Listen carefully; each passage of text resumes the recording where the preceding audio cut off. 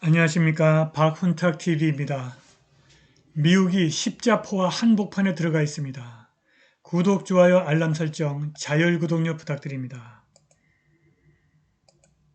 지난주 미국의 여러 매체들이 트럼프의 두 번째 임기가 미국을 독재로 만들 것이라고 경고하는 기사를 게재했는데 워싱턴 포스트는 미 국무부 차관 대행 빅토리아 눌랜드의 남편이자 핵심 네오콘 로버트 케이간이 쓴 트럼프 독재는 점점 더 불가피해지고 있다.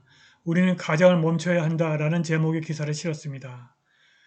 많은 사람들은 이것이 전 미국 대통령을 암살하라는 분명한 요구라고 지적했습니다.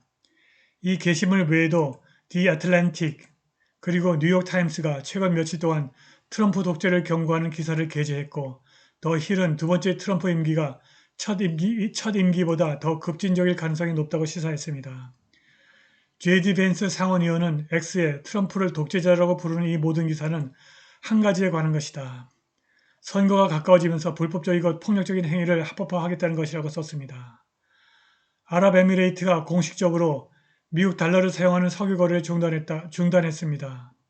보고서에 따르면 아랍에미레이트가 석유 무역에서 미국 달러를 사용하지 않기로 결정한 것은 브릭스 경제동맹이 석유 거래에서 현지 통화를 사용하도록 전환하는 더 넓은 방향을 의미합니다.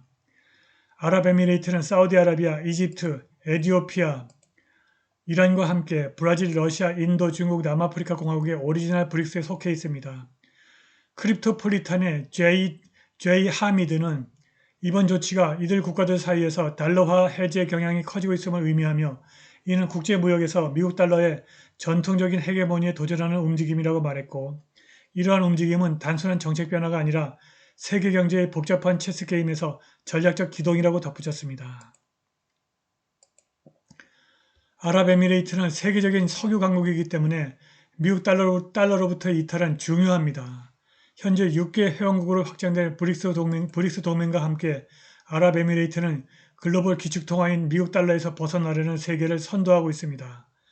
다른 국가들이 아랍에미레이트의 선례를 따른다면 이는 민간 연방준비은행과 은행 카르텔 파트너가 전쟁 및 기타 글로벌 노력의 자금을 지원하기 위해서 마음대로 인쇄하는 심하게 조작된 법정화폐 달러의 궁극적인 붕괴로 이어질 수 있습니다.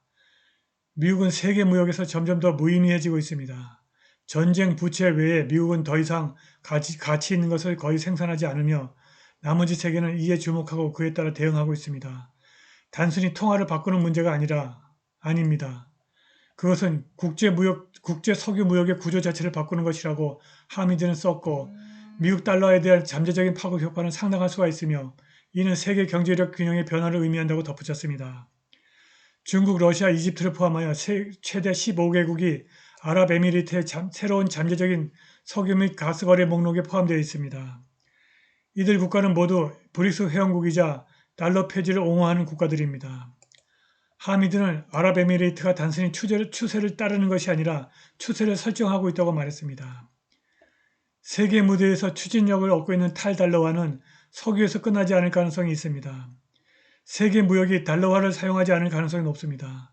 포르투갈을 제외한 유럽의 주요 국가들이 예외 없이 자국의 GDP를 커버하고도 남는 규모의 근보욕을 확보해서 달러 패권 붕괴 이후 들어올 근본위제에 대한 준비를 마친 상태에 있습니다. 여러 연방기관들이 이란과 관련된 해커들이 이스라엘 회사 유니트로닉스가 만든 프로그래밍이 가능한 논리 컨트롤러를 사용하는 미국의 수도 시스템과 기타 산업을 표적으로 삼고 있다고 경고했습니다.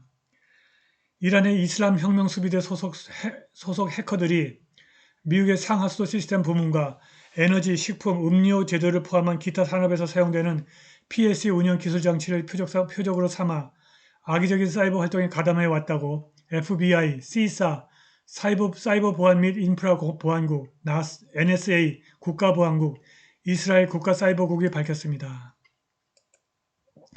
이들 기관에 따르면 이란 혁명 수비대와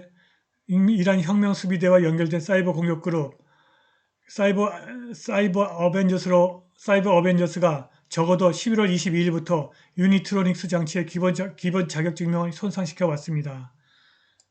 사이버 어벤져스는 PLC 장치를 해킹한다고 다음과 같은 훼손 메시지를 남겼습니다.